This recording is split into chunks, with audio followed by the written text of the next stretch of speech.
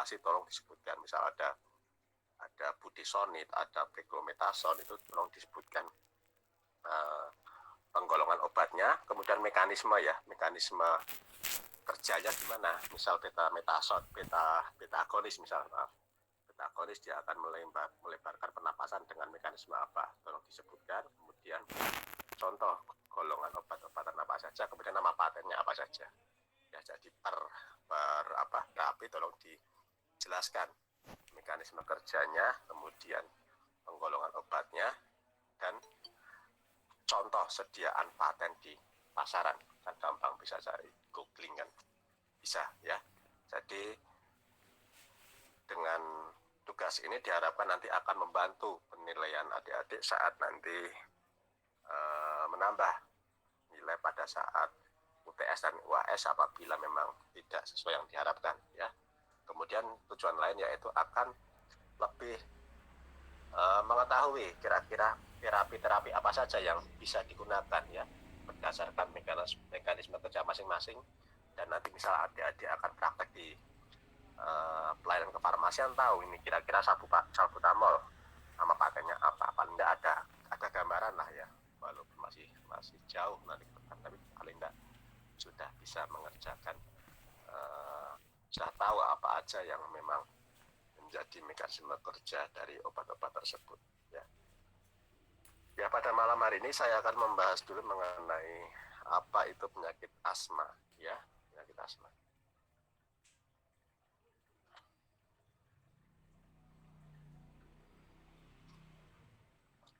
Ya, jadi dari epidemiologi terjadinya penyakit asma di Amerika 14-15 juta orang mengidap asma dan kurang lebih 4,5 juta di antaranya adalah anak-anak ya.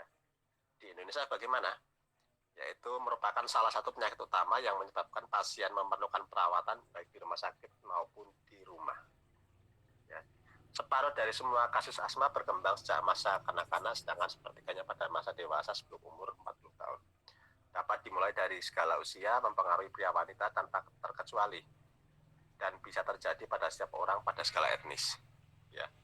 Jadi memang paling banyak terjadi, kebanyakan separuhnya pada masa kanak-kanak yang sedang mengalami tumbuh kembang ya, dan sepertiga lain sudah menginjak usia 40 tahun. Apa itu definisi dari asma ya? Asma adalah gangguan inflamasi pada jalan nafas. Pasien mengalami episode batuk, mengi, dada terasa sesak, dan dyspnea yang sering memburuk pada malam atau pagi hari ya. Jadi bisa dikatakan bahwasanya jika orang mengalami asma akan terjadi peradangan ya, peradangan atau inflamasi pada jalan nafas ya. Jadi pada bronki ya, pada bronki atau bronkiolus atau saluran kerongkongan ini, sehingga sampai paru-paru ya terjadi peradangan, sehingga nanti otomatis jika saluran pernapasan ini mengalami peradangan, otomatis nanti jalannya akan semakin sedikit ya. Jadi udara yang masuk ke dalam paru-paru akan semakin sedikit karena memang tertutup oleh inflamasi atau peradangan ini. Kemudian gejala yang paling dominan pada orang yang mengalami asma yaitu pertama batuk ya, batuk karena ini memang suatu kompensasi jika misal paru-paru terlalu sedikit mengkonsumsi oksigen ya, jadi akan terjadi batuk, mengi itu ngik-ngik gitu ya. Kalau bernapas ada suara seperti suara pengorok gitu ya. Kemudian dada terasa sesak itu pasti ya, sesak karena memang seharusnya memang lubang dari saluran pernapasan bisa plong, tapi karena adanya inflamasi atau peradangan sehingga menyebabkan terjadinya pengecilan ya dari jalan nafas itu. Kemudian dyspnea yang sering memburuk pada malam atau pagi hari ya, atau terjadinya kambuhan ya, kambuhan atau terjadinya serangan yang sering memburuk pada malam atau pagi hari ya. Jadi memang ada faktor kaitan dengan cuaca ya, cuaca dari dari kondisi malam dan pagi hari ya, paling tidak itu ada memang pencetusnya karena faktor cuaca. Kemudian dari penyebab dari asma itu dibagi menjadi dua ya. Yang pertama yaitu faktor predisposisi dan faktor presipitasi ya. Kita tahu kalau faktor predisposisi yaitu faktor keturunan, biasanya faktor genetik, faktor herediter ya. Kemudian faktor presipitasi yaitu faktor-faktor lain yang tidak ada kaitan dengan keturunan atau genetik. Ya, jadi faktor predisposisi yaitu karena genetik, di mana yang diturunkan adalah paket alerginya. Meskipun belum diketahui bagaimana cara penurunannya, yang jelas penderita dengan penyakit alergi biasanya mempunyai keluarga dekat juga menderita penyakit alergi.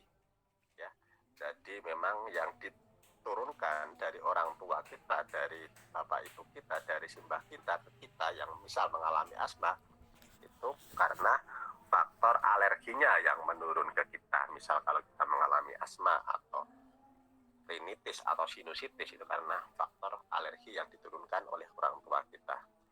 Ya, sehingga jika sudah kita menginjak dewasa, nanti alergi tersebut akan kambuh ya, dan akan menjadi faktor pencetus atau faktor yang menyebabkan terjadinya asma bronkial. Ya. Jadi selain itu hipersensitivitas saluran pernapasnya juga bisa diturunkan. Ya, jadi semua itu penyakit asma berarti paling dominan terjadi karena faktor adanya pencetus yaitu alergi ya. Alergi tersebut kalau biasanya karena faktor genetik dari orang tua kita. Kemudian faktor presipitasi yaitu faktor di luar dari genetik ya, genetik atau faktor keturunan. Yang pertama yaitu karena alergen ya. Alergen contohnya banyak sekali ya.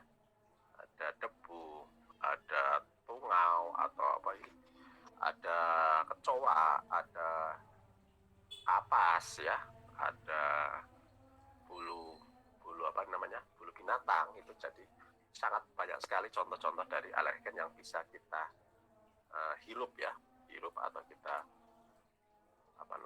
kita hirup pada saat kita bernapas, biasanya lewat hidung ya. Kemudian perubahan cuaca ya, terutama pada saat musim hujan seperti sekarang, kebanyakan akan lebih mudah memicu terjadinya kejadian asma. Kemudian stres ya, stres jika misal ada pencetus karena stres, misal lagi musim ujian ya, stres kemudian nanti bisa mencetus terjadinya kejadian asma ya. Jadi faktor psikologis juga turut mempunyai andil. Kemudian lingkungan kerja ya, lingkungan kerja misal di daerah yang higienitas maupun sanitasi yang kurang, apalagi misal di daerah yang polusi tinggi ya, polusi tinggi di daerah pabrik, di daerah yang berdebu, di daerah yang banyak asap pembakaran misal ya, itu akan sangat berpengaruh terhadap terjadinya asma. Bila dibandingkan dengan tempat yang punya higienitas baik, sanitasi baik, udara bersih ya, pasti akan berbeda jauh. Kemudian olahraga ya, jadi sport induce asma ya, jadi olahraga juga bisa menyebabkan terjadinya asma pada saat olahraga tersebut dilakukan secara dipaksa tubuh kita untuk bisa ekstra keras berolahraga ya. Jadi olahraga itu penting tapi tidak boleh terlalu keras ya, jadi sesuai dengan kondisi tubuh kita, jangan terlalu dipaksakan ya. Jadi kalau misal ada orang yang lari jogging dipaksakan jarak jauh padahal dia sebenarnya tidak kuat, itu juga nanti bisa mencetus terjadinya kejadian asma juga ya. Jadi semua harus sesuai dengan proporsinya kekuatan dari tubuh kita ya. Ini merupakan beberapa contoh dari etiologi dari faktor presipitasi dari asma ya.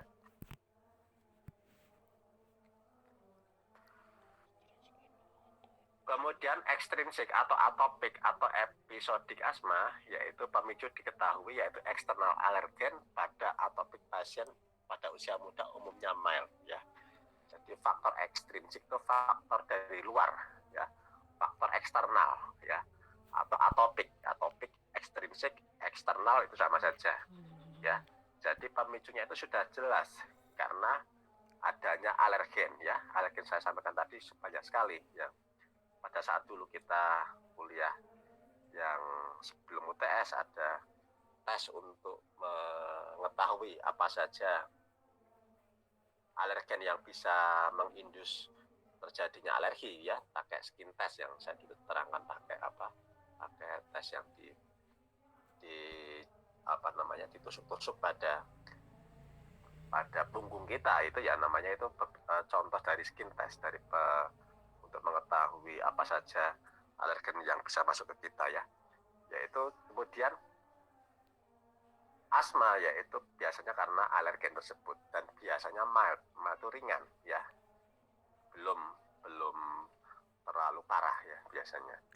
Kemudian intrinsik atau cryptogenic asma, yaitu ini bukan dari alergen tapi dari internal tubuh kita ya.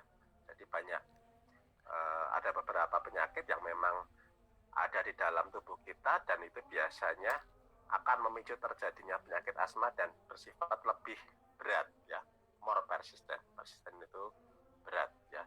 Jadi kalau ekstrinsik yang karena alergen itu biasanya bersifat ringan, namun juga untuk intrinsik yang faktor internal atau faktor cryptogenik ini yang biasanya lebih bersifat parah atau lebih berat ya.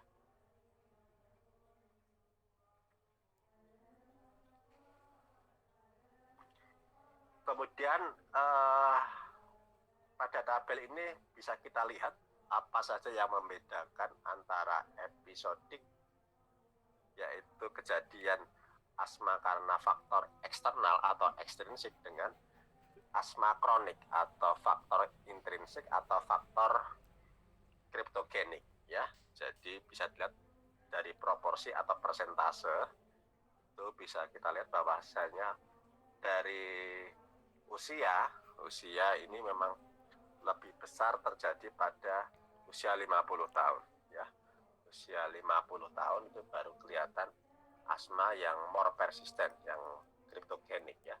Tapi yang mild, yang karena faktor alergen itu bisa terjadi pada usia 20 tahunan. Ya mungkin adik-adik yang mungkin ada gejala asma, yaitu biasanya ya karena faktor episodik atau ekstrinsik atau karena alergen ini ya. Kemudian age of onset ya, terjadi pada childhood atau pada dewasa ya. Dewasa itu maksudnya dari kanak-kanak menginjak ke dewasa, ABG lah ya. Kemudian kalau kronik itu bisa terjadi pada adult ya, atau dewasa atau sudah orang tua. Kemudian atopic passion ya, karena faktor dari luar ya, faktor eksternal atopik ya. Karena untuk episodik ini yang bersifat mild ya memang karena faktor dari luar ya, karena biasanya terjadi karena faktor keturunan ya, family history ya, common. Kemudian yang kronik itu karena faktor internal, berarti tidak ada kaitan dengan faktor eksternal ya, jadi tidak ada kaitan dengan alergen. Kemudian non alergen or precipitating factor untuk yang episodik ya. Kemudian untuk yang kronik biasanya tidak ya, atau sering terjadi karena sensitif terhadap obat-obatan, terutama obat-obatan aspirin ya, pengencer darah. Misal orang tersebut mengkonsumsi aspirin, biasanya nanti dia akan mengindus atau merangsang terjadinya asma untuk yang keadaan kronik. Kemudian untuk yang parameter untuk diagnosa alergen menggunakan skin test biasanya akan menunjukkan hasil yang positif terhadap episodik ya. Kemudian yang kronik akan negatif. Kemudian severity atau keparahan biasanya untuk yang episodik, usually episodik often mild ya. Jadi sifatnya akan sementara, akan tidak jangka panjang ya. Jadi biasanya episodik ya, jangka pendek. Kadang-kadang bersifatnya frekuensinya tidak sering dan seringnya mild ya, mild atau ringan. Tapi yang kronik ini, yang intrinsik ini lebih cenderung kronik atau parah ya, maybe severe atau malah sangat parah ya. Kemudian treatment biasanya terapi dengan obat-obatan asma itu akan menunjukkan hasil yang efektif atau baik. Namun jika pada keadaan kronik dia akan moderately efektif ya. Jadi tidak semua bisa efektif, tapi untuk pengobatan kortikosteroid secara oral maybe required atau mungkin juga dibutuhkan ya. Jadi karena memang oral kortikosteroid itu memang ditujukan untuk pengobatan asma yang lebih bersifat severe ya. Kalau misal masih ringan itu tanpa oral kortikosteroid sudah sembuh, namun juga pada keadaan yang parah pastinya harus digunakan tambahan terapi oral kortikosteroid ya.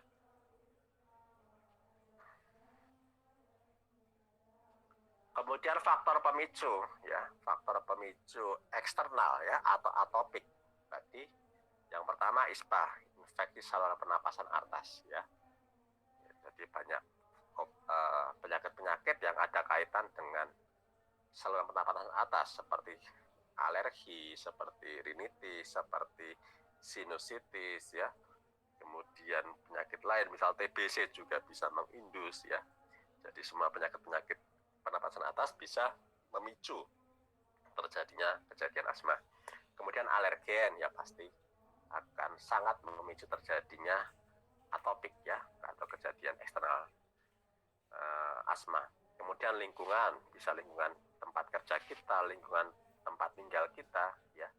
Kemudian emosi tadi sudah saya sampaikan, masalah psikis atau psikologi kita, stres itu akan sangat mengindus terjadinya asma. Kemudian olahragalah secara tepat dan sesuai proporsi kemampuan tubuh kita. Kemudian obat atau pengawet ya, obat misal tadi obat contohnya obat aspirin itu bisa mengindus terjadinya asma pada kronik ya, kronik atau intrinsik asma. Kemudian pengawet ya, pengawet kadang-kadang ada anak-anak yang mungkin makan MSG atau ciki atau yang mengandung pengawet atau menyedap makanan biasanya juga akan bisa merangsang terjadinya asma. Kemudian stimulus pekerjaan ya, pekerjaan kita mungkin lagi berat atau lagi sibuk itu juga akan sangat berpengaruh terhadap terjadinya asma.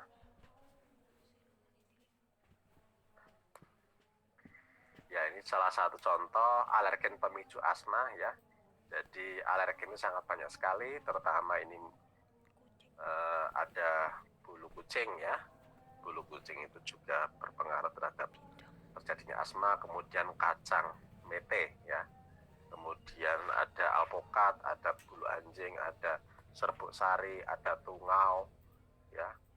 Ada ikan asin, ada susu, ada telur, ini ya semua yang bisa mengindus terjadinya alergen sebagai penyebab terjadinya asma ya. Jadi untuk menegakkan apa saja yang tubuh kita yang sensitif terhadap alergen ini ya harusnya dilakukan pemeriksaan dengan skin test ya.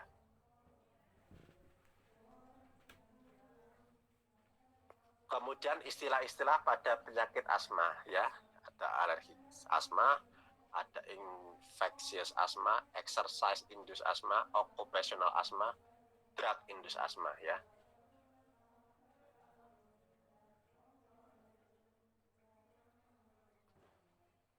Jadi untuk asma, alergi asma itu karena asma yang disebabkan karena adanya alergen yang masuk ke dalam tubuh kita ya. Jadi alergen ya harusnya ditegakkan dengan skin test tadi ya, apa saja yang bisa menyebabkan mengiritasi atau penyebabnya juga alergi harus kita tegakkan terlebih dahulu. Kemudian infectious asma ya, asma karena tertular oleh penyakit lain ya, misal TBC atau penyakit lain yang ada kaitannya dengan infeksi saluran pernapasan atas. Kemudian exercise induced asma ya, karena olahraga ya, exercise itu karena olahraga bisa mengindus terjadinya asma. Kemudian occupational asma ya, atau asma yang diindus karena faktor pekerjaan ya, faktor pekerjaan terlalu tinggi frekuensinya itu bisa menyebabkan terjadinya occupational asma. Kemudian yang terakhir yaitu drug induced asma atau obat-obatan yang bisa menyebabkan terjadinya asma, ya. Itu salah satu beberapa contoh dari istilah-istilah di dalam penyakit asma.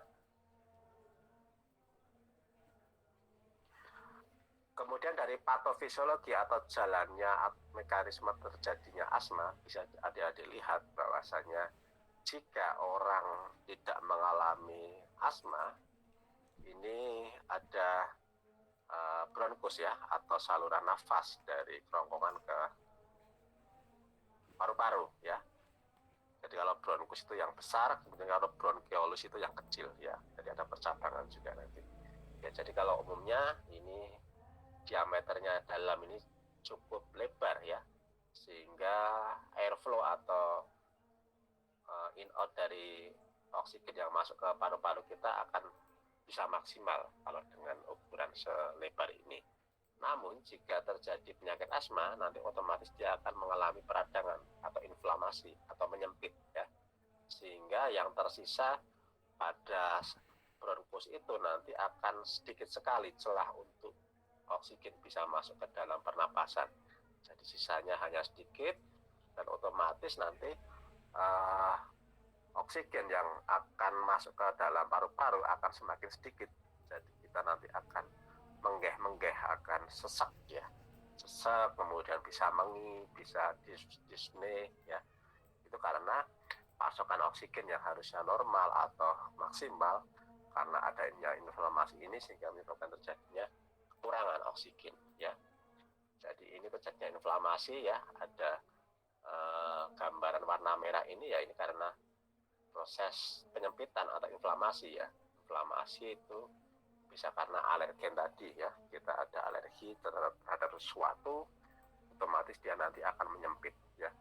Jadi kejadian ini akan sangat berkaitan erat dengan terjadinya proses hipersensitivitas kemarin itu yang saya sampaikan ya. Kemudian bronkokonstriksi ya.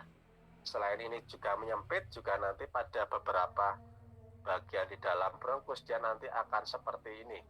Akan ukuran luarnya akan semakin kecil ya. Kalau ini ukuran dalamnya ya.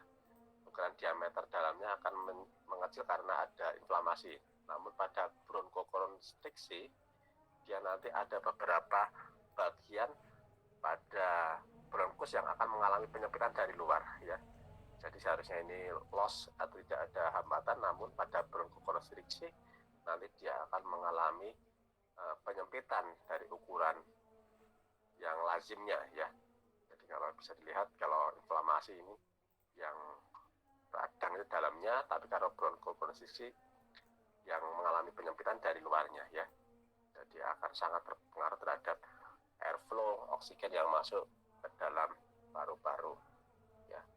Jadi yang akan menjadi tanda-tanda dominan ya pada orang yang mengalami asma, pasti akan terjadi proses inflamasi atau peradangan. Kemudian bronkokonstriksi ya, contohnya ini, contohnya gambar ini bronkokonstriksi akan terjadi pengecilan dari saluran bronki. Kemudian hipersekresi mukus ya, karena ini ada inflamasi, ada hipersensitivitas, otomatis dia akan merangsang mukus. Mukus itu lendir, dahak ya, dahak pada saluran pernapasan ini akan semakin meningkat produksinya ya, bila dibandingkan pada saat tidak mengalami asma ya. Sama saja kalau kita lagi sakit sinus atau sakit rinitis karena faktor cuaca dingin misalnya, biasanya kita tidak pilek ya, tapi karena ada paparan udara dingin, kemudian langsung kita hipersekresi dari mukus kita ya, semakin banyak juga. Begitu pula pada orang yang mengalami asma. Jika orang sedang mengalami asma, otomatis dia nanti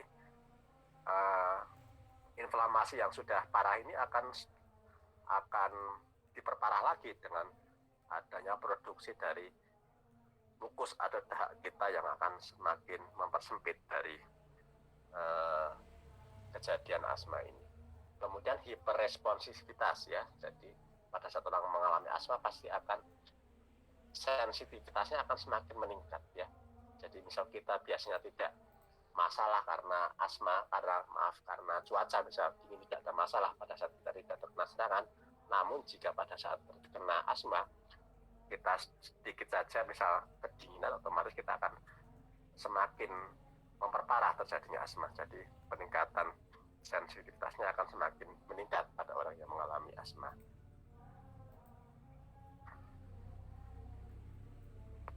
Ya, jadi patofisiologinya secara proses hipersensitivitas yaitu individu dengan asma mengalami respon imun yang buruk terhadap lingkungan mereka. Antibodi yang dihasilkan atau imunoglobulin E menyerang sel-sel emas dalam paru. Pemajanan ulang terhadap antigen mengakibatkan ikatan antigen dengan antibodi menyebabkan pelepasan produk sel-sel emas ya. Jadi semua kejadian inflamasi tadi ya karena ini jadinya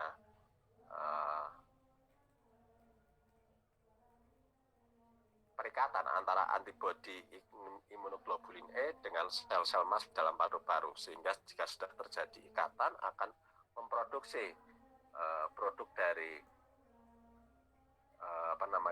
produk dari histamin, contohnya histamin, bradikinin, prostaglandin yang akan memicu terjadinya alergi ya. Jadi kalau sudah terbentuk histamin, bradikinin, prostaglandin ini otomatis akan semakin mempercepat terjadinya inflamasi. Pelepasan mediator ini dalam jaringan paru mempengaruhi otot polos dan kelenjar jalan napas, bronkospasme ya. Jadi memang obat-obatan untuk asma yang kebanyakan memang obat-obatan untuk anti alergi ya, agar nanti produk atau mediator dari proses ikatan antara antigen dengan sel emas ini seperti histamin, bradikinin, dan prostaglandin akan diharapkan tidak bisa keluar dengan cepat ya. Kalau memang ini dihambat, otomatis nanti inflamasinya akan semakin berkurang. Ya, ini merupakan sama saja dengan kemarin pada saat kita mempelajari hipersensitivitas ya, hampir sama dengan kejadian pada saat di asma ya. Jadi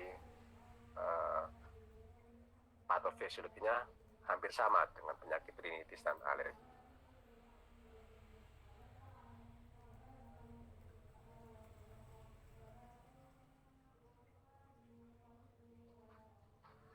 Kemudian dari gambaran ini bisa kita lihat bahwasanya mekanisme atau etiologi dari asma yang pertama yaitu karena pencetusnya yaitu karena alergen, karena emosi, karena obat-obatan. Kemudian jika sudah orang mengalami hal ini, nanti dia akan mengakibatkan terjadinya reaksi ya, antigen dengan antibodi ya, atau antigen dengan sel emas tadi. Sehingga sudah antigen terjadi ikatan dengan sel emas, nanti orang tersebut akan memproduksi mediator atau substansi yang merupakan penyebab alergi seperti histamin, bradikinin, anafilaktoksin ya. Jadi obat-obatan anti alergi biasanya antihistamin ya. Antihistamin karena untuk bisa menekan produksi dari histamin. Karena histamin merupakan produk dari reaksi antigen dengan antibodi. Kemudian sesudah histamin, bradikinin dan lain-lain yang menjadi mediator ini keluar dari tubuh kita, nanti akan menyebabkan terjadinya konstriksi tadi ya, penyempitan, kemudian terjadinya bronkospasme. Kemudian mekanisme yang lain yaitu peningkatan permeabilitas kapiler ya. Jadi kalau sudah saluran napas kita akan semakin meningkat kekerasannya, otomatis dia akan mengalami kontraksi ya. Jadi kontraksi atau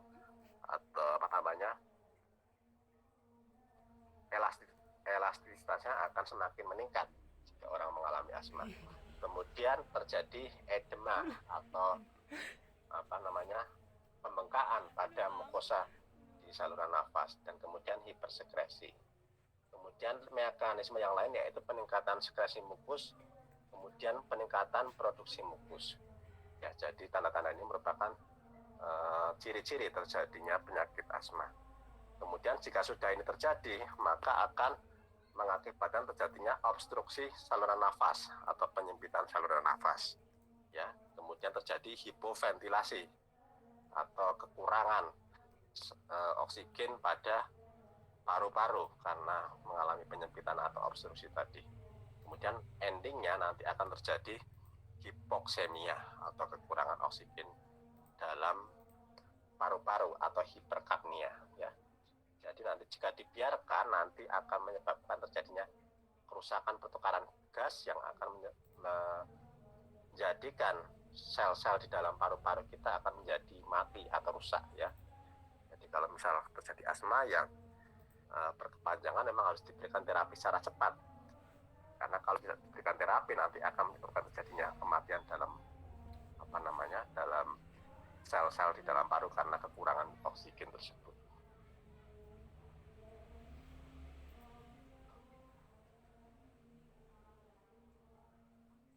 Dari gambar ini bisa kita lihat beberapa mediator ya, mediator yang terjadi karena ikatan antibodi dengan sel mas tadi ya. Ada beberapa produk atau mediator yang akan keluar yaitu protein dasar, histamin, leukotriene, prostaglandin, tromboksan, PAF atau platelet activating factor. Ini merupakan mediator atau hasil produksi dari ikatan antibodi dengan sel mas ya. Sumbernya atau asalnya yaitu dari masing-masing ini ya. Misal histamin timbulnya dari sel mas, leukotriene dari ini ya. Jadi sumber atau produksi dari mediator ini akan berbeda-beda antara satu dengan yang lain ya. Kemudian aksinya juga berbeda antara aksi satu mediator dengan mediator lain akan menyebabkan terjadinya kejadian asma yang berbeda-beda ya. Misal untuk protein ini, basic protein, dia akan mengalami kerusakan epitelial ya atau sel-sel pada bronki kita. Kemudian yang lain juga akan menyebabkan terjadinya kejadian yang berbeda-beda antara satu mediator dengan mediator yang lain. Namun endingnya atau endpointnya akan sama, orang tersebut akan mengalami kejadian asma dengan mekanisme yang aksi yang berbeda-beda.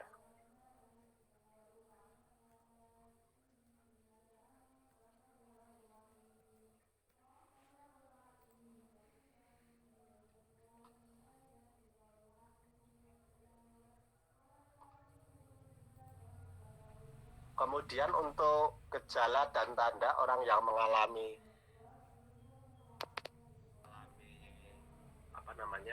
asma yaitu penanda utamanya yaitu akan mengalami mengi atau suara ngik-ngik ya, ngik-ngik atau suara seperti ngorok itu ya. Mengi pada saat menghirup napas ya, otomatis karena memang adanya inflamasi pada pada saluran nafas. Kemudian riwayat batuk yang memburuk pada malam hari, dada sesak yang terjadi berulang. Ya, ini juga tanda-tanda dominan yaitu dada sesak ya. Kemudian rasanya menggeh-menggeh ya atau nafas tersengal-sengal. Kemudian hambatan pernapasan yang reversibel secara bervariasi selama siang hari. Ya, jadi pada siang hari kadang-kadang orang yang mengalami asma itu akan kambuh, tapi kadang-kadang tidak kambuh ya, tergantung pada kondisi setiap orang antara satu dengan yang lain akan berbeda-beda ya. Jadi cukup bervariasi keadaan antara individu dengan yang lain. Kemudian adanya peningkatan gejala pada saat olahraga atau infeksi terpapar terhadap alergen ya. Jadi akan sangat meningkat kejadian asma apabila sudah diindus atau dirangsang oleh alergi, paparan alergen dan perubahan musim ya. Sekarang musim hujan ini biasanya kalau orang terkena asma sudah kambuhan, ini sudah mulai kumat nih ya, karena memang cuaca sangat dingin ya sekarang, apalagi di Wonosobo sana. Kemudian terbangun malam-malam dengan gejala seperti di atas ya. Jadi kejadian asma ini akan sangat mengurangi kualitas tidur kita pada malam hari ya, karena pada saat tidur otomatis nanti kita akan batuk atau kita akan mengi atau kita napas kita tersengal-sengal sehingga menyebabkan kualitas tidur kita akan semakin tidak baik ya, karena sangat mengganggu jadinya asma ini terhadap tidur kita.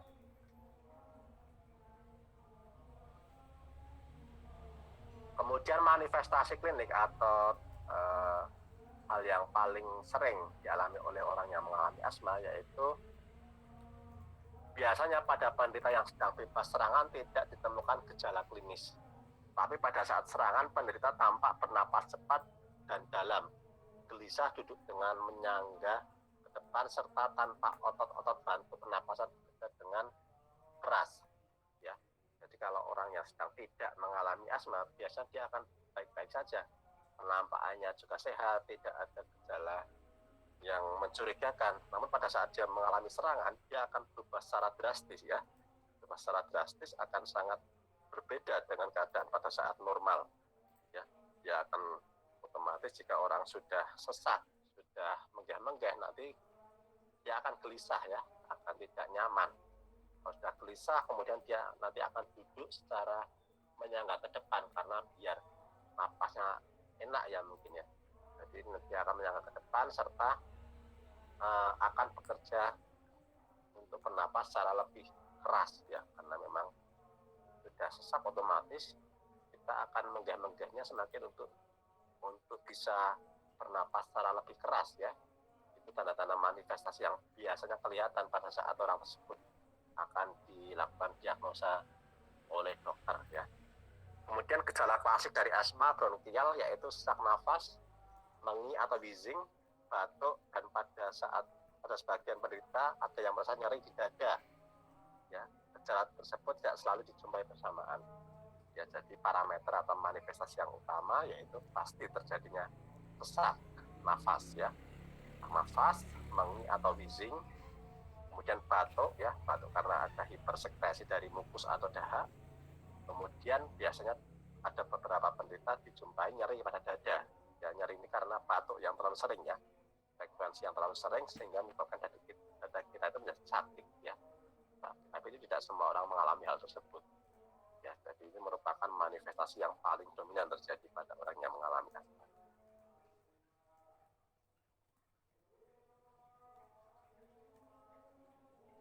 Kemudian dari penggolongan penyakit asma yang sudah menjadi standar di dunia kedokteran ya. Jadi ada beberapa parameter yang bisa menunjukkan apakah orang tersebut mengalami klasifikasi asma yang masih ringan, yang masih sedang, yang sudah berat. Itu ada beberapa parameter. Yang pertama itu parameter gejala ya. Gejala yang untuk derajat 1 atau derajat paling ringan atau asma intermiten yang kadang-kadang ya tidak selalu terjadi ya, itu biasanya kurang dari 2 kali per minggu ya, 2 kali seminggu, kemudian tanpa gejala atau asimptomatik, dan PEV normal antar serangan ya. Jadi ada parameter kekuatan paru-paru ya. Jadi ada parameter kekuatan paru-paru, dia akan cenderung menunjukkan hasil yang normal ya. Jadi kalau misal asma yang masih paling ringan yaitu masih kurang dari 2 kali dalam 1 minggu. Namun jika sudah meningkat ke stage selanjutnya yaitu sudah persisten yang ringan ya, itu sudah lebih dari 2 kali dalam 1 minggu ya. Tapi masih kurang dari 1 kali per hari ya. Jadi tidak selalu setiap hari asma atau mengalami serangan ya, tapi sudah lebih dari 2 kali dalam 1 minggu. Kemudian persisten sedang sudah meningkat lagi ya stage-nya. Ini sudah 2 kali per minggu, tapi kurang dari 1 kali per hari ya. Kemudian yang membedakan dengan persisten ringan yaitu orang yang mengalami persisten sedang sudah kejadian asmanya sudah mengganggu dari aktivitas sehari-hari ya.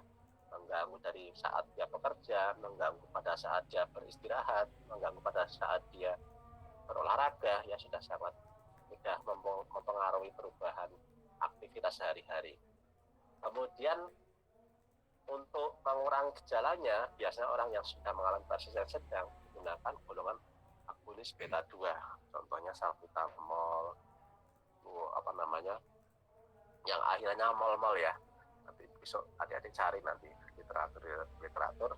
apa saja obat-obatan yang tergolong beta 2 agonis ya, yang paling sering di pasaran yaitu salbutamol yang bisa oral atau diminum, bisa yang disemprotkan ke mulut atau inhalasi.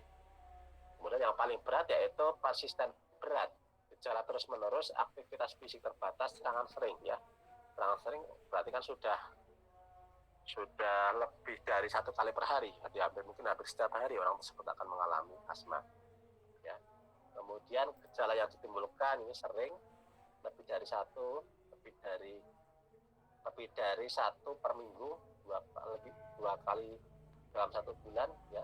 Jadi yang membedakan yaitu gejala pada malam hari ya. Kemudian parameter. Jadi di rumah sakit biasanya, terutama rumah sakit paru, itu nanti ada alat namanya spirometer ya. Spirometer itu nanti kita disuruh menggunakan seperti masker gitu ya. Kemudian ada selang udara terhubung ke komputer biasanya. Kemudian kita suruh menarik napas dalam-dalam, kemudian membuang napas semaksimal mungkin sampai 3 kali biasanya. Kemudian dari gambaran tersebut diolah di komputer akan terlihat, oh orang ini sudah parameter paru-parunya sudah berapa persen ya. Jadi kalau masih tinggi di atas 80%, itu masih kuat paru-paru kita ya. Namun jika menunjukkan hasil kurang dari 80 atau kurang dari 60, ini sudah sangat parah ya. Jadi kekuatan untuk kita mengembangkempiskan paru-paru atau mengeluarkan udara atau oksigen itu sudah sangat berkurang sekali kemampuannya ya. Jadi paru-paru juga ada batas toleransi ya untuk bisa mengembang dan mengempis sesuai dengan kemampuan kondisi paru-paru ya. Jadi alat tersebut nanti bisa dilihat menggunakan alat namanya spirometer dan akan terlihat berapa persentase yang dikeluarkan atau kemampuan paru-paru kita berapa ya. Kalau masih 80 ke atas itu masih normal. Kemudian jika sudah berkurang dari 80 sehingga sampai 60, ini sudah sangat parah ya. Jadi nanti bisa dilihat pada gambaran tersebut dari rumah sakit ya, atau rumah sakit paru-paru gitu. Kemudian pemeriksaan yang lain dari tadi, selain dari gejala, kemudian gejala pada malam hari, kemudian dari hasil spirometer untuk menegakkan penyakit asma, yaitu bisa digunakan dengan pemeriksaan laboratorium. Yang pertama yang bisa dilakukan yaitu pemeriksaan sputum atau dahak. Yang kedua yaitu pemeriksaan dengan parameter darah ya. Kemudian selain dari dua tadi, pemeriksaan sputum dan pemeriksaan darah, juga bisa dilakukan pemeriksaan yang lain atau pemeriksaan penunjang, yaitu dari hasil pemeriksaan radiologi ya. Jadi kalau orang di rumah sakit biasanya kalau sudah mengalami asma, nanti dia pertama kali akan dilakukan ronsen ya pada dada, pada pada bagian paru-paru sebelah kanan ini biasanya ya, dilakukan. Kemudian nanti dilihat sebelah mana yang bisa terjadi kabut atau terjadi spektrum atau bercak warna putih, itu sudah terjadi kekurangan oksigen atau terjadi TBC misalnya ya. Jadi sudah berkabut itu biasanya. Itu akan bisa terlihat apabila orang tersebut melakukan pemeriksaan dengan ronsen. Kemudian pemeriksaan tes kulit ya. Pemeriksaan tes kulit ini dilakukan untuk mengetahui alergen apa saja yang bisa mengindus terjadinya asma ya. Yaitu dengan pemeriksaan skin test ya, atau tes kemarin tes yang dilakukan di punggung itu ya. Kemudian yang ketiga yaitu elektrokardiografi ya, atau EKG. EKG itu biasanya digunakan untuk orang yang mengalami serangan jantung ya. EKG nanti bisa terlihat spektrum naik turun itu kan. Nah, itu bisa dilihat. Jadi hampir sama pemeriksaan untuk orang jantung dengan orang asma, yaitu hampir sama. Namun nanti yang membedakan pastinya grafiknya akan berbeda. Orang yang mengalami jantung yang normal seperti apa, yang mengalami asma seperti apa, akan terlihat bedanya. Itu yang bisa mengetahui dokter ya. Kemudian scanning paru. Scanning paru ya tadi bisa digunakan dengan radiologi dengan ronsen, bisa dengan CT scan ya, bisa. Ya, juga bisa digunakan. Dan spirometer ini mengetahui kemampuan paru-paru kita, berapa persen yang masih tersisa dari kemampuan kita untuk mengembang dan mengubiskan paru-paru ya. Itu sebagai pemeriksaan penunjang asma.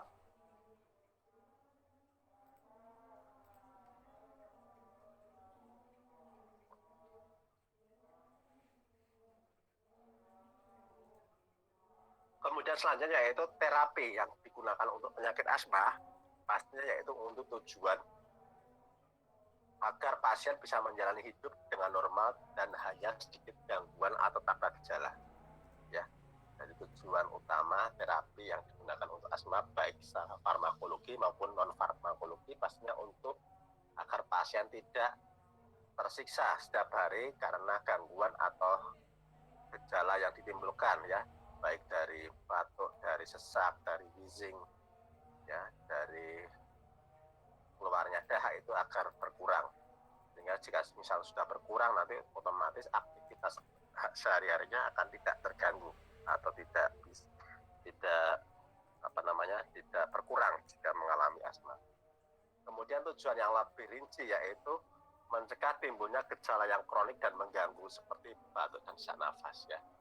Jadi kalau misal orang masih mengalami asma yang masih ringan, misal mild atau yang persisten yang ringan, ya jangan sampai orang tersebut mengalami yang lebih berat, yang persisten berat ya. Jadi kalau sudah misal ada tanda-tanda masih ringan ya segera diobati, diberikan terapi secara cepat dan tepat agar tidak meningkat ke yang lebih parah ya. Kemudian mengurangi penggunaan beta agonis aksi pendek ya. Digunakan terapi-terapi yang jangan sampai untuk beta agonis aksi pendek ya, karena ini memang untuk serangan yang cepat, yang akut ya. Digunakan terapi yang lazim-lazim saja, tidak untuk yang serangan akut atau cepat. Kemudian mencegah fungsi paru agar mendekati normal ya, karena memang kalau sudah orang terkena asma nanti otomatis dia akan mengalami hipoventilasi, akan mengalami hiperkapnia, yaitu kekurangan oksigen di dalam paru-paru yang akan menyebabkan terjadinya kematian sel-sel di dalam paru-paru. Yaitu jadi kalau orang yang mengalami asma ya dijaga agar fungsi dari paru-paru masih normal. Kemudian agar nanti hasil dari spirometer atau kemampuan ekspiratori dari paru-paru juga masih normal juga ya, antara ring 80%. Itu tujuan utamanya. Kemudian menjaga aktivitas pada tingkat normal ya. Jadi kalau sudah orang mengalami asma, diusahakan aktivitasnya pada saat kegiatan sehari-hari tidak terganggu oleh karena serangan pada saat orang mengalami asma. Ya, jadi memang kalau orang sudah mengalami asma biasanya dia akan selalu standby atau selalu membawa obat-obatan untuk serangan yang secara akut ya. Itu diharapkan tidak, agar nanti ya, pada saat kita mengalami serangan tidak mengganggu dari aktivitas yang saat kita sedang serangan tersebut ya. Jadi tidak mengganggu, misal kita sedang kuliah, jadi misal kita membawa obat asma ya nanti tidak mengganggu kegiatan kuliah kita. Contohnya seperti itu. Kemudian mencegah kekambuhan dan meminimalisasi kunjungan darurat ke rumah sakit ya. Karena orang yang sudah dibawa ke rumah sakit biasanya sudah stage-nya atau atau tingkatan keparahannya sudah parah biasanya ya. Jadi diusahakan agar nanti pasien masih bisa dirawat jalan di rumah tanpa harus dirujuk ke rumah sakit ya. Kemudian mencegah progresivitas berkurangnya fungsi paru. Dan untuk anak-anak mencegah berkurangnya pertumbuhan paru-paru. Ya, jadi memang fungsi paru-paru ini sangat penting ya bagi pertumbuhan anak-anak biasanya. Kalau anak-anak sudah dari kecil sudah mengalami flek, sudah mengalami bronkitis, itu nanti otomatis akan memperparah pada saat anak tersebut menginjak ke usia dewasa. Ya, jadi harus dijaga progresivitas dari fungsi parunya. Kemudian menyediakan farmakoterapi yang optimal dengan sedikit mungkin efek samping ya.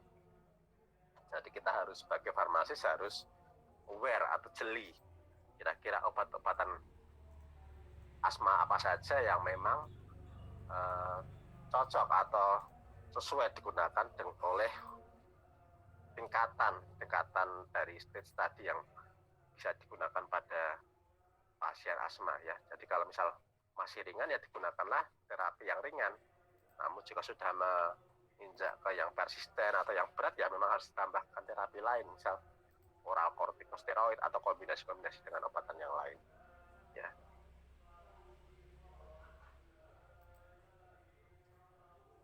Kemudian terapi non farmakologi pastinya harus melakukan pencegahan ya.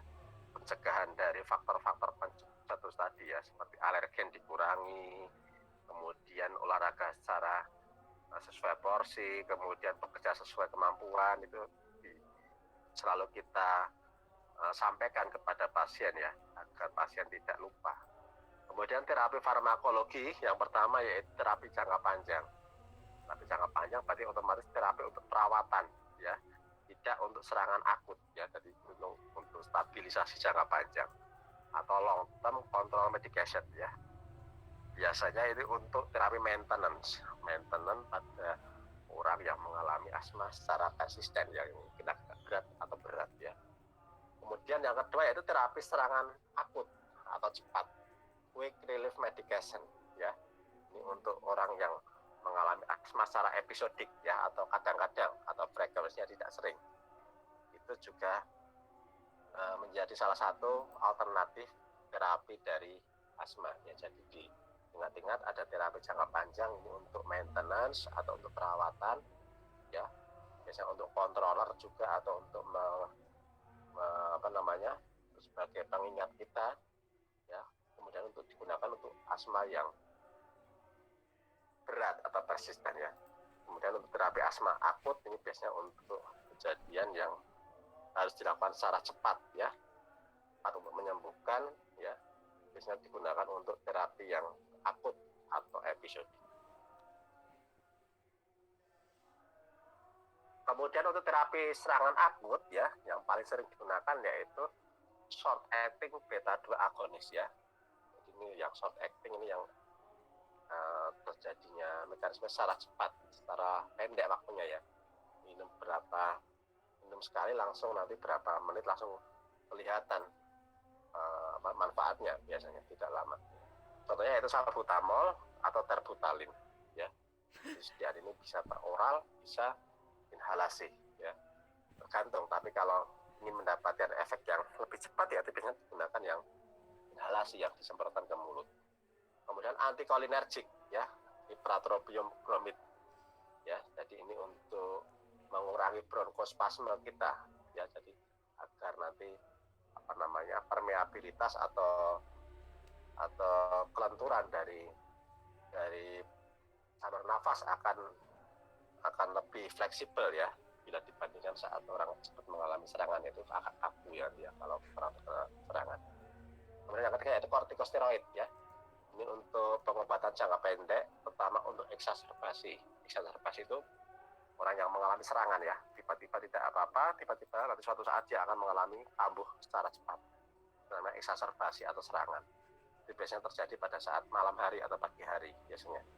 Ya, jadi kortikosteroid itu digunakan agar paru-paru kita tidak terlalu parah inflamasinya ya, atau peradangannya. Jadi diberikan secara per oral atau inhalasi juga. Tapi biasanya sediaan yang ada di pasaran yaitu kombinasi ya, kombinasi antara short acting ini yang golongan salbutamol dengan golongan kortikosteroid, jadi satu sediaan biasanya, agar nanti efek short actingnya bisa langsung kelihatan bagi orang yang mengalami asma.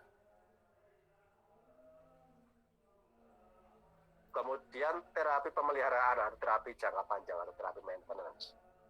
Yang pertama yaitu kortikosteroid inhalasi ya. Kortikosteroid inhalasi yaitu contohnya beclomethasone, dipropionat, budesonide, fluticasone ya. Nanti adik-adik cari ini nama patennya apa aja, yang menjadi golongan beclomethasone apa aja, budesonide apa saja, fluticasone apa aja ya, carikan nama patennya. Kemudian cromolyn sodium, nidokromil ini salah satu contoh yang antikolinergik ya. Kemudian long acting beta agonis yang untuk jangka panjang atau maintenance, yaitu salmeterol, formoterol. Kalau tadi salbutamol tadi untuk short acting, namun untuk yang long acting gunakan salmeterol dan formoterol. Ya. Kemudian metilsantin, ya, metilsantin ini golongan lama, golongan jadul ya sebenarnya ya. Ini, tapi masih banyak di pasaran. Contohnya aminofilin, theophylline ini ya, theosal biasanya kombinasi antara theophylline dengan salbutamol, itu yang masih banyak sekali di apotek ya. Jadi metilsantin ini merupakan golongan lama, tapi masih sering digunakan sebagai terapi dari pemeliharaan asma. Kemudian leukotriene modifier ya, ini montelukast, staphylococcus ini bisa digunakan di rumah sakit ya pada stage yang sudah persisten atau sudah berat. Kemudian imunomodulator, contohnya imalizumab, ini digunakan juga di rumah sakit ya, biasanya untuk terapi orang yang mengalami persisten yang sudah parah ya. Jadi dia nanti akan memodifikasi ini imunoglobulin E yang ada di dalam tubuh kita agar tidak terlalu sensitif terhadap alergen yang masuk ke dalam tubuh.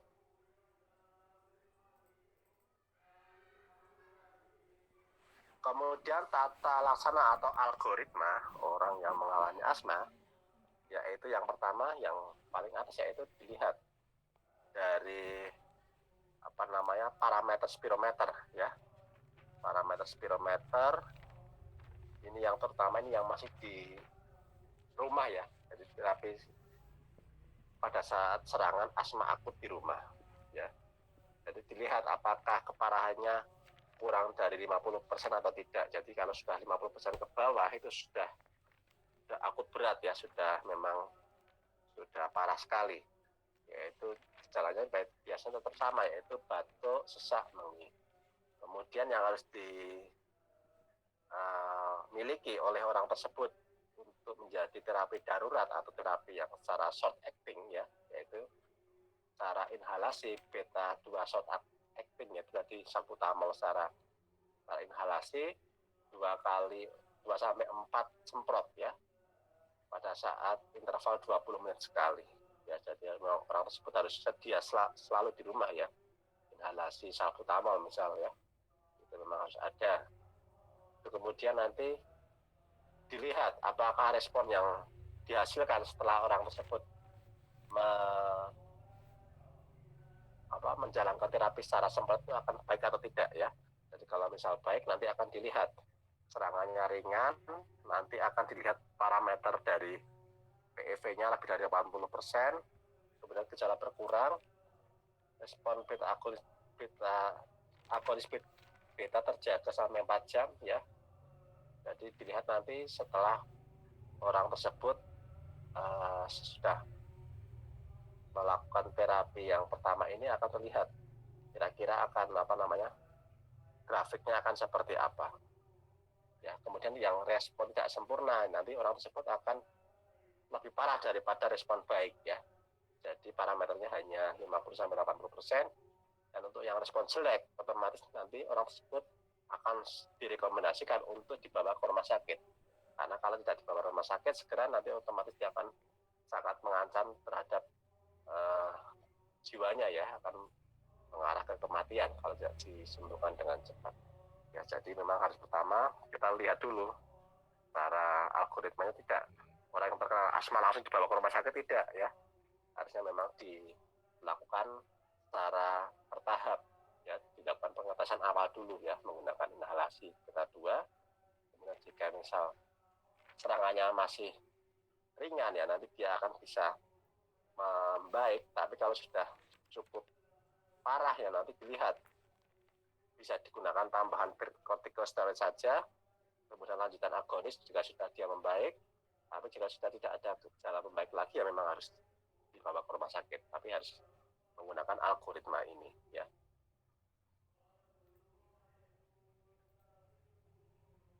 Kemudian tata laksana untuk serangan asma di rumah sakit. Kalau tadi di rumah, kalau sekarang di rumah sakit ya. Jadi berbeda. Jadi sudah ditambahkan parameter-parameter lain seperti kejenuhan oksigen atau saturasi oksigen ini karena yang ada alatnya di rumah sakit ya.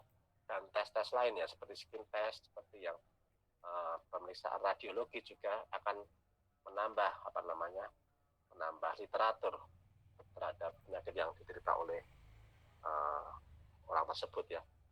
Nanti akan dilihat juga parameter spirometernya ya, yang PEV-nya berapa persen ya.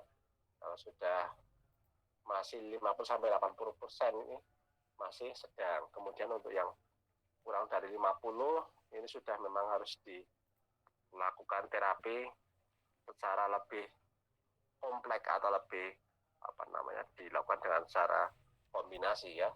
Kalau kombinasi nanti akan sangat menyiksa orang tersebut pada saat dia mengalami serangan. Ya, nanti bisa dilihat apa saja yang perlu dilakukan pada kondisi-kondisi ini ya. Serangan berat seperti apa, kemudian pada serangan sedang seperti apa ya. Jadi terapinya harus adik-adik pahami, antara satu kondisi dengan kondisi lain akan berbeda-beda ya, tergantung dari tujuannya, untuk tujuan pemeliharaan atau maintenance atau tujuan untuk terapi secara akut ya atau short acting ya. Karena kalau orang sedang mengalami eksaserbasi atau mengalami serangan, pastinya dia harus membutuhkan terapi secara cepat ya. Tapi kalau orang sudah mengalami tahunan asmanya ya pastinya dia hanya menjalankan terapi secara maintenance, bukan untuk terapi secara short acting ya. Kemudian untuk kortikosteroid ini digunakan biasanya pada saat orang tersebut mengalami stage yang lebih parah ya, karena orang yang mengalami asma yang masih ringan biasanya tanpa kortikosteroid sudah sembuh. Tapi kalau orang sudah memang PEV-nya sudah parah atau sudah mendekati 50% misal, ya memang harus wajib menggunakan kortikosteroid ya, baik secara oral maupun secara inhalasi ya. Kalau di rumah sakit biasanya malah diinjeksikan ke infus biasanya agar mendapatkan efek yang lebih cepat. Kemudian saturasi oksigen juga akan sangat diperhitungkan pada saat orang mengalami serangan asma di rumah sakit ya, karena kalau keadaan saturasinya lebih dari 90% ini akan sudah parah ya. Jadi memang harus diperhitungkan juga saturasi dari oksigen. Kemudian lanjutan dari tadi, kalau sudah serangan sedang, nanti algoritmanya akan diarahkan untuk terapi rawat jalan atau terapi dari rumah atau pulang ke rumah. Namun jika misal responnya tidak sesuai yang diharapkan, ya nanti otomatis pasien tersebut masih dikembalikan masih di rumah sakit tapi dikembalikan ke bangsal atau ke SAL atau ke ruangan nanti untuk menjalani terapi beberapa hari di rumah sakit untuk bisa menyelesaikan terapi-terapi yang harus diberikan ya, contohnya inhalasi beta agonis, antikolinergik, kortikosteroid, oksigen ini harus memang diberikan terlebih dahulu kalau misal respon tidak sempurna. Namun jika masih respon jelek, ini memang orang tersebut harus tetap standby di ICU atau di UGD ya, karena memang harus dipantau setiap saat ini progres dari saturasi oksigen atau dari spirometernya harus selalu dipantau setiap saat ya. Jadi nanti dilihat apakah responnya jelek, apakah respon tidak sempurna, atau respon baik ya, nanti akan dilihat setelah dilakukan evaluasi oleh dokter ya. Jadi akan sangat menentukan itu apakah yang dialami orang tersebut akan sangat menentukan dari terapi yang diberikan.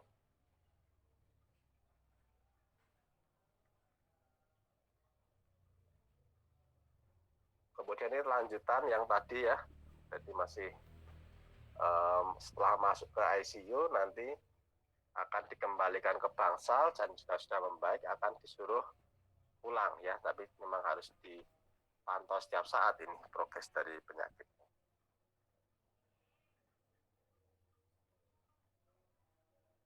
Kemudian prinsip terapi serangan akut ya.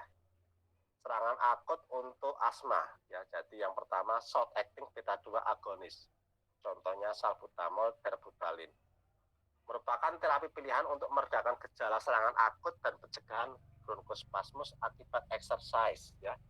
Exercise itu akibat olahraga, akibat pekerjaan ya. Biasanya yang paling paling sering digunakan yaitu salbutamol secara inhalasi. Ya. Kemudian antikolinergik, ya, ini merupakan salah satu terapi untuk serangan akut, ya, memberi manfaat klinis sebagai tambahan inhalasi beta agonis pada serangan akut yang berat. Merupakan bronkodilator alternatif bagi pasien yang tidak bisa mentoleransi beta agonis. Ya, jadi antikolinergik ini bisa digunakan secara kombinasi dengan beta 2 agonis atau bisa digunakan secara sendiri tanpa beta agonis untuk orang yang tidak bisa mentoleransi beta agonis, ya. Bisa digunakan kombinasi, bisa digunakan sendiri. Kemudian sistemik kortikosteroid, ya, digunakan jangka pendek untuk mengatasi eksaserbasi yang sedang sampai berat, untuk mempercepat penyembuhan dan mencegah eksaserbasi berulang. Ya, jadi ini sudah agak meningkat keparahannya, ya memang harus diberikan kortikosteroid secara sistemik, ya, digunakan infus biasanya, infus dexamethasone, ya, atau prednison, itu untuk mempercepat terjadinya penyembuhan pada orang yang mengalami serangan atau eksaserbasi yang masih sedang atau berat, ya. Jadi perlu ditambahkan sistemik kortikosteroid. Kemudian oksigen menjadi pilihan terakhir, ya, untuk orang yang mengalami asma, ya. Tapi di rumah sakit biasanya orang yang mengalami asma pasti akan dilakukan oksigen, ya, secara sudah menjadi protap di rumah sakit, ya. Jadi akan diberikan oksigen untuk bisa untuk bisa menjaga saturasi oksigennya agar menekari dengan ambang normal.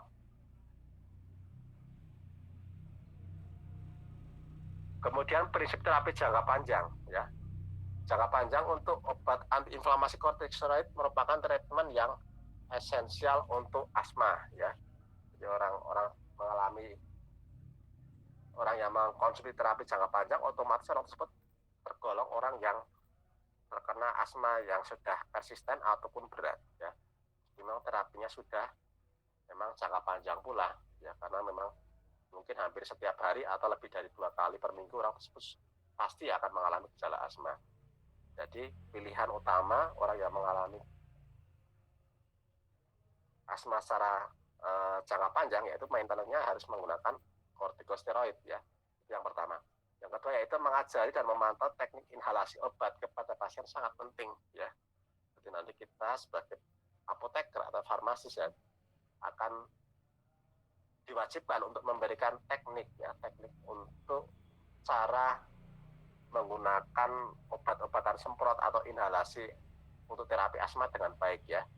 Misal kita suruh pasien untuk untuk melakukan praktek, misal, ya, harusnya dibuka mulut lebar-lebar, kemudian hidung ditutup, kemudian disuruh semprot 1 kali, kemudian ditarik napas dalam-dalam dari obat tersebut agar nanti langsung masuk ke paru-paru, ya. Kemudian nanti kalau sudah masuk beberapa detik baru kita keluarkan lewat hidung, ya. Jadi memang oksigen yang dimasukkan beserta obat harus memang dimasukkan secara maksimal, ya, lewat mulut terlebih dahulu pada saat obat tersebut masuk, kemudian dikeluarkan secara pelan-pelan lewat hidung. Itu terapinya yang harus kita sampaikan kepada pasien. Karena kalau tidak kita sampaikan secara tuntas, nanti pasien tidak bisa secara maksimal pula menggunakan obat tersebut dan tidak bisa efektif obat-obatan secara inhalasi yang masuk ke dalam tubuh pasien. Kemudian treatment harus disusun untuk setiap pasien sesuai dengan keparahan penyakitnya dan dimodifikasi secara fleksibel tahap demi tahap, ya. Jadi memang harus semua pengobatan asma itu harus sesuai dengan algoritma atau dari tata laksana, ya. Harus dilihat terlebih dahulu menggunakan yang pertama tadi pemeriksaan dengan beta agonis, ya. Beta agonis akan menunjukkan hasil seperti apa, ya, baru nanti kita menggunakan algoritma selanjutnya, ya. Bisa nanti kita sembarangan memberikan obat tanpa adanya panduan atau algoritma sesuai dengan standar. Kemudian penggunaan kortikosteroid oral jangka pendek kadang-kadang diperlukan. Ya, ini untuk misal dexamethasone yang secara oral, ya, memang diperlukan untuk kondisi-kondisi yang memang sudah parah atau eksaserbasinya sudah akut, ya. Kemudian aspirin dan NSAID harus digunakan dengan hati-hati karena 10-20% pasien asma alergi terhadap obat ini, ya.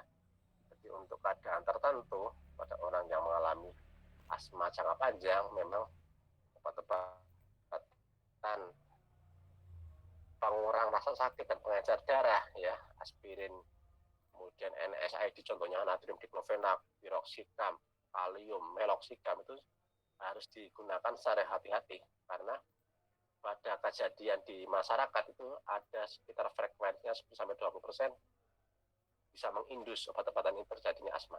Ya, jadi harus digunakan atau disampaikan KY ini kepada pasien agar pasien menjadi ingat atau aware terhadap obat-obatan ini agar tidak terjadi drug induced asma. Kemudian beta blocker sering memicu kekambuhan gejala asma. Ya, beta blocker merupakan obat-obatan hipertensi, ya, obat-obatan jantung, biasanya yang akhirannya lolol, ya, propanolol dan betanolol, ya, ilanol itu contoh obat-obatan jantung atau obat-obatan hipertensi yang bisa mengindus terjadinya asma, harus hati-hati. Kemudian terapi desensitisasi bermanfaat bagi sebagian pasien, ya. Desensitisasi yang seperti kemarin saya sampaikan yang menggunakan skin test itu, ya, terapi yang melakukan pemeriksaan untuk mengetahui alergen apa saja itu yang juga bermanfaat bagi sebagian pasien yang mengalami asma, ya. Jadi kalau sudah ketahuan ini asmanya karena alergen debu, ya otomatis kita harus selalu menghindari debu atau selalu hidup secara higienis, ya. Jangan sampai sudah kita terkena asma masih lingkungan hidup kita masih kotor, itu sangat malah masih memperparah terus, ya. Jadi kalau sudah ketahuan apa saja yang menyebabkan terjadinya alergen, ya harusnya kita pantangi atau kita hindari, ya. Jadi untuk mengetahui apa saja alergen yang bisa memperparah kita, ya harusnya dilakukan terapi desensitisasi ini. Kemudian ini pada kondisi-kondisi khusus, ya, nanti tolong dilihat sendiri apa saja terapi-terapi yang digunakan pada pasien wanita hamil yang mengalami asma, ya. Jadi nanti harus dilihat perbedaan dari satu kondisi dengan kondisi lain pada keadaan khusus, ya. Misal pada wanita hamil, ya, nanti bisa dilihat apa saja terapi atau guideline yang harus dijalankan, ya. Kemudian terapi pada anak-anak juga berbeda, ya. Jadi perlu dilakukan adjustment, ya, adjustment dari terapi yang standar, ya, untuk keadaan-keadaan khusus tadi. Seperti wanita hamil harus dilakukan penyesuaian dosis maupun penyesuaian obat pada kondisi khusus. Seperti wanita hamil, kemudian pada anak-anak, ya, juga harus memang dilakukan penyesuaian. Karena tidak bisa serta-merta orang yang mengalami asma pada orang yang biasa itu disamaratakan dengan orang yang keadaan khusus, ya tidak bisa. Memang harus dilakukan penyesuaian atau modifikasi. Kemudian pada selain itu, yaitu pada ini merupakan algoritma pada asma yang terjadi pada anak-anak usia 0-4 tahun, ya. Jadi bisa dilihat kalau ini step 1 ini SABA, ya. SABA itu short acting beta agonis, ya, atau beta agonis aksi cepat. PRN itu prorenata atau digunakan jika perlu, ya. Ini masih step 1, masih langkah awal. Kemudian jika langkah awal tidak memberikan efek yang memuaskan atau efektif, nanti dia harus menginjak ke step 2, ya, yaitu sudah menggunakan low dose ICS itu kortikosteroid, ya. Kortikosteroid secara semprot atau inhalasi kortikosteroid, ya. Kemudian alternatifnya menggunakan golongan cromolyn atau montelukast.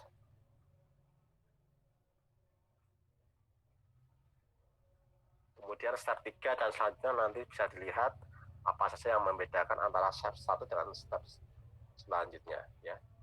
Ini untuk keadaan asma pada usia 0-4 tahun.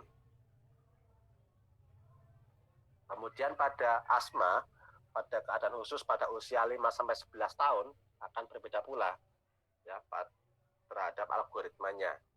Ya, nanti bisa dilihat kalau LABA itu long acting beta agonist, ya. ICS itu inhalasi kortikosteroid, ya. Kemudian nanti yang lain yang mungkin adik-adik bingung, ya nanti bisa ditanyakan ke saya apa saja yang membedakan antara satu step dengan step yang lain. Ya, dan kalau saya breakdown semua di kuliah ini tidak akan selesai ya, 2 hari tidak akan selesai ini. Nah, dan saya hanya memberikan gambaran secara global saja. Ya.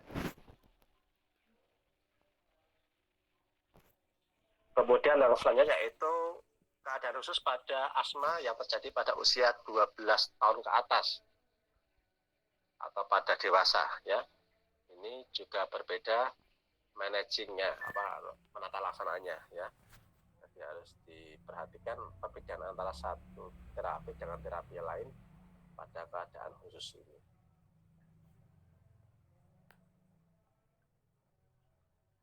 Kemudian pada geriatri atau manula atau lansia ya, tidak ada hal yang khusus asma dengan pada dewasa, lebih diperhatikan pada kemungkinan terjadi efek samping terutama pada penggunaan aminofilin dan teofilin ya, karena memang terbukti penggunaan golongan metilsantin ya, terutama aminofilin dan teofilin akan cenderung akan orang tersebut akan linglung ya, seperti orang fly itu biasanya kalau memang dosisnya terlalu besar ya, jadi harus dikurangi atau dilakukan adjustment, dikurangi dosisnya ya.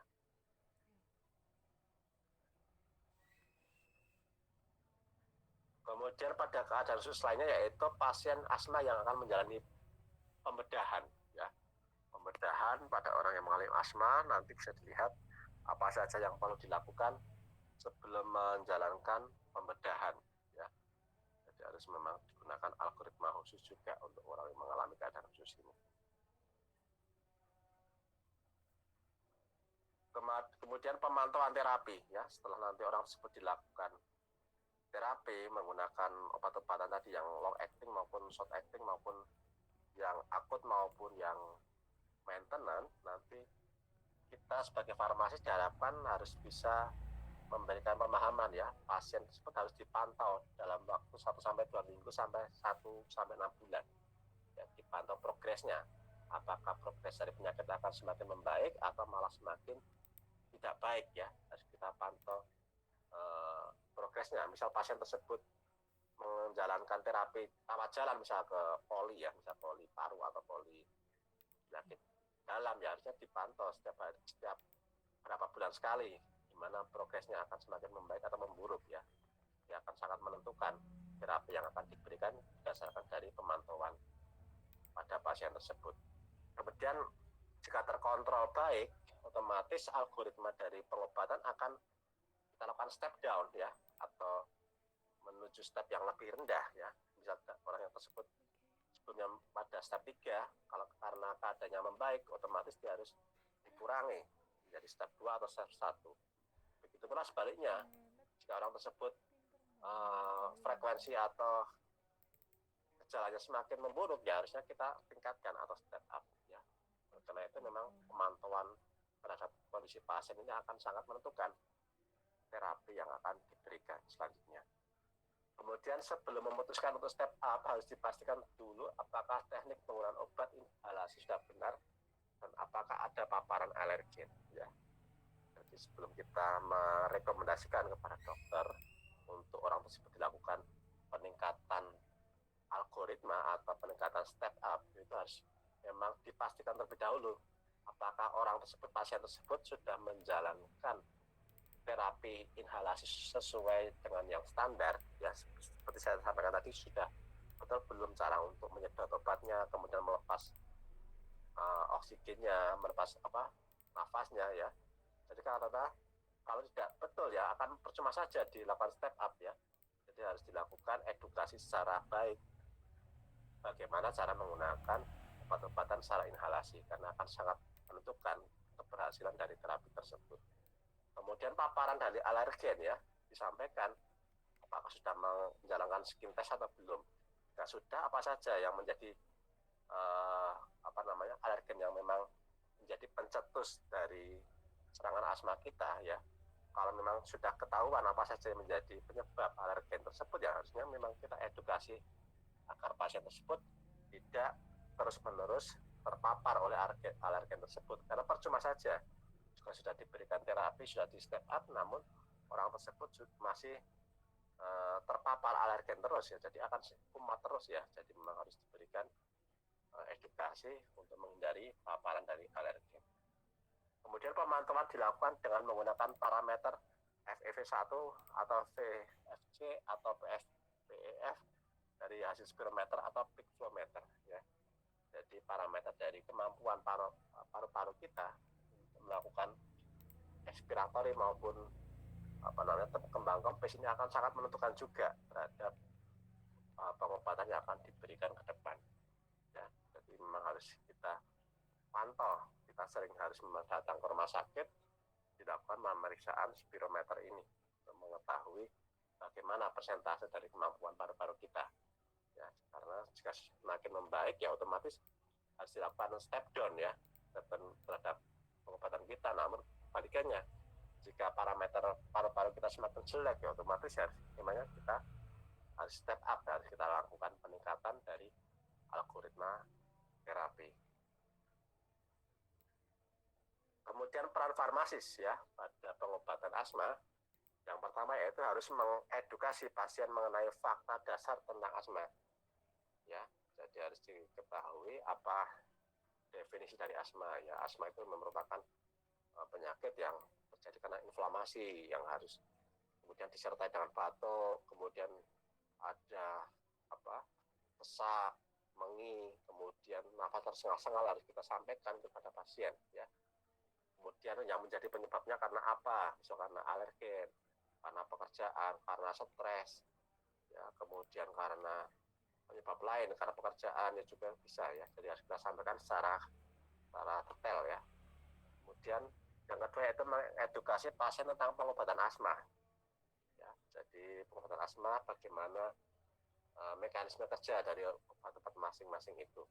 Ya misal besok adik-adik mau mengerjakan tugas ya, bagaimana mekanisme obat kerja dari beta agonis ya, beta agonis seperti apa, bagaimana mekanisme kerja dari kortikosteroid, bagaimana mekanisme kerja dari golongan antikolinergik ya harus disampaikan. Jadi agar tahu nanti bagaimana obat-obatan tersebut bisa bereaksi terhadap tubuh pasien tersebut. Kemudian pengobatan jangka panjang dan pengobatan serangan akut, bagaimana cara untuk menggunakan. Ya, jadi harus disampaikan juga. Kemudian tekankan pada kepatuhan penggunaan obat, terutama yang mendapat terapi jangka panjang. Ya. Jadi memang harus kita lakukan adherent ya atau kepatuhan terhadap minum obat pada pasien yang menjalankan terapi maintenance atau terapi jangka panjang. Kemudian mengedukasi tentang penggunaan inhaler yang benar ya, karena ini akan sangat menentukan keberhasilan dari terapi ya, terapi asma. Jadi memang harus kita lakukan edukasi secara betul yang nanti adik-adik bisa lihat ya di Google atau di YouTube bagaimana cara menggunakan obat-obatan secara inhalasi yang baik ya, yang benar. Nanti bisa dilihat di di trialnya atau di latihannya seperti apa yang harus kita sampaikan kepada pasien ya.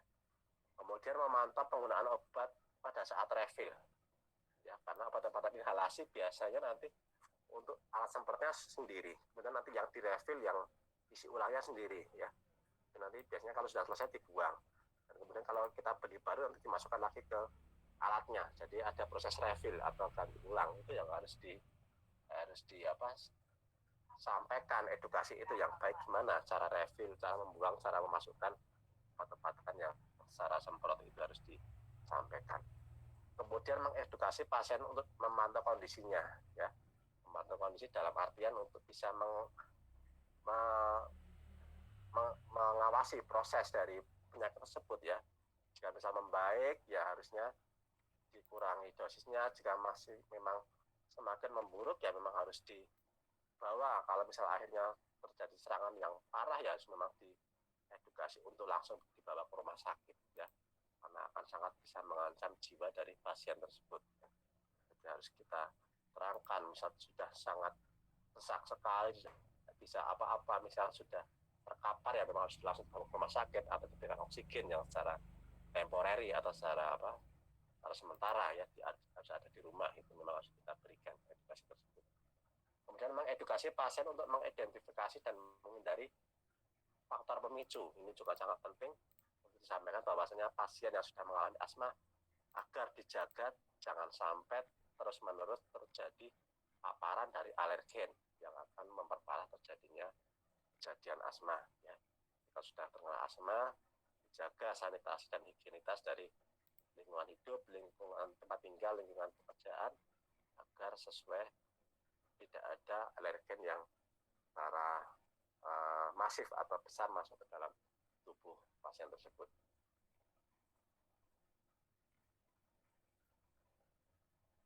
Baik, sudah jam